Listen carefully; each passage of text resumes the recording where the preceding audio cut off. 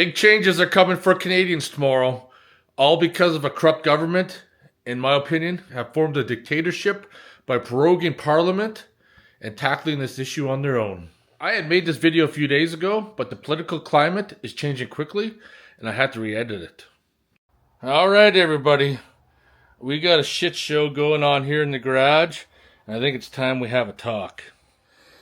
I think before we get started, it's going to be motherfucking beer time from my local brewery, Boiling Ore. We're going to have an IPA number 2, which is really good. If you're in Calgary and you're looking for a brewery to check out, they're super nice people, and the beer's really good. Anyways, motherfucking beer time. And like I said, I try to remain out of politics, but everything with the gun ban and all that's like dragging me into all this, because we're going to talk about, a lot of people ask me my thoughts if Trump can annex Canada and what I think about that. And honestly, let me have a sip of my beer here. Before I talk about whether or not what my thoughts are about Trump, we really have to ask ourselves, how did we get into this situation? So here's where we stand. Parliament was prorogued, and now less than 1% will choose the next Prime Minister during this crisis. Tariffs looming. Canadian dollar 23-year lows. 900 billion in mortgages renewing at 2 times the rate. Liberals are at 16% in the polls, but hold Canada's future in their hands. If Carney is chosen, he is not even an elected MP, and he's going to lead Canadians. So one must have to think government EXE is corrupt, since I'm starting to think our leaders are doing whatever they can to provoke Donald Trump into imposing tariffs on Canada, so they can blame USA for the collapse of our economy. This is the liberal way. I also want to point out that Mark Carney is already starting to censor people, and another political opponent has announced their leadership for the Liberal Party, and they're also somewhat censoring as well. This is not how politicians should be running. Now we're going to get into it. The oil is under Alberta jurisdiction, and before all this happened, Alberta's oil was dirty. Alberta's oil's not going anywhere. We need to stop it. Now all of a sudden, with these tariffs looming, it is now Canada's oil, and we're going to put tariffs on it. And this is where everything's going to come to a halt really quick.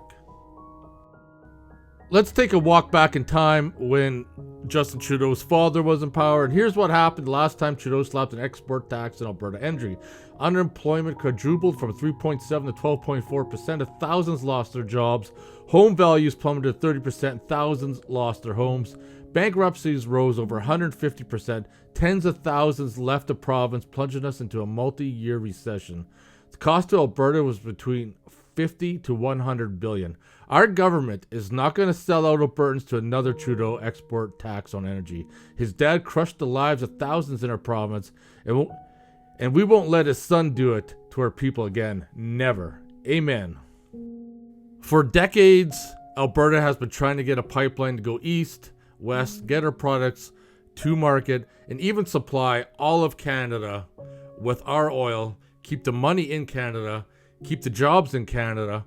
But did you know, as Daniel Smith is saying right here, Central and Eastern Canadians have been unknowingly funding the Russian government by purchasing their oil, enabling their fight against Ukraine. The Russians have been using their shadow fleet to avoid detection by refining their oil in foreign intermediary countries and exporting it to Canada. A true Team Canada approach means addressing this critical security concern. It's time to build Energy East and Northern Gateway pipelines to displace Russian oil, achieve energy independence, and ensure we have a diversified customer base for Canadian energy moving forward.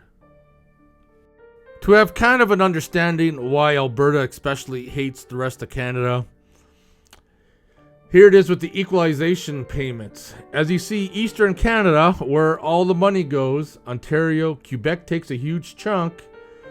But get this, eastern part of Canada holds all the votes, controls the country, while Western Canada gets, basically I'm going to say it, fucked. And Albertans are sick of it. And Daniel Smith has done a great job of setting things up. And if it comes down to it, I really do believe Alberta could become the 51st state, which will destroy the rest of Canada. And we're going to get into that pretty quick.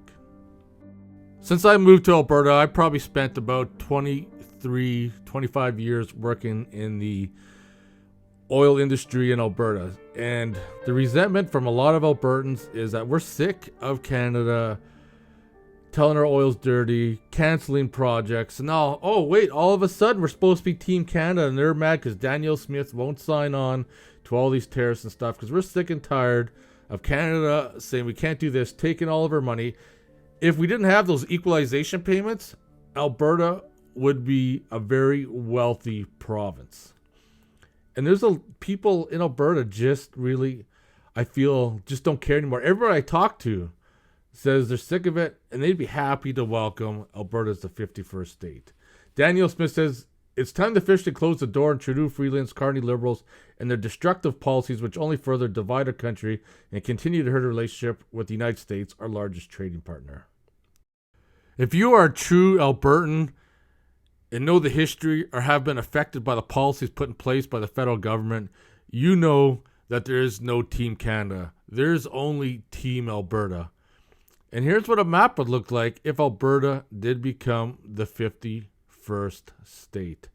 Canada, as you see, would be doomed. Now here's an interesting post right here. If we Westerners can't get our pipelines built across Canada, our own police force, pension plan like Quebec, equalization is removed from the Constitution, sovereignty status like Quebec. Here is a popular but older Wexit map with over 170,000 impressions. It's based on many replies from BC. Alberta and Saskatchewan leave. Manitoba joins. Today would add Yukon. Most of BC decides to come along, leaving Metro Vancouver and the island radical greenies to themselves. This could be a very big possibility.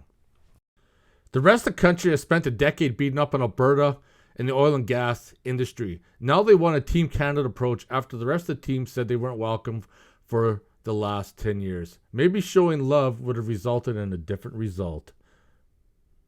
So here we go. Rachel Notley was a one-term wonder NDP party in Alberta that basically decimated the oil industry in 2015.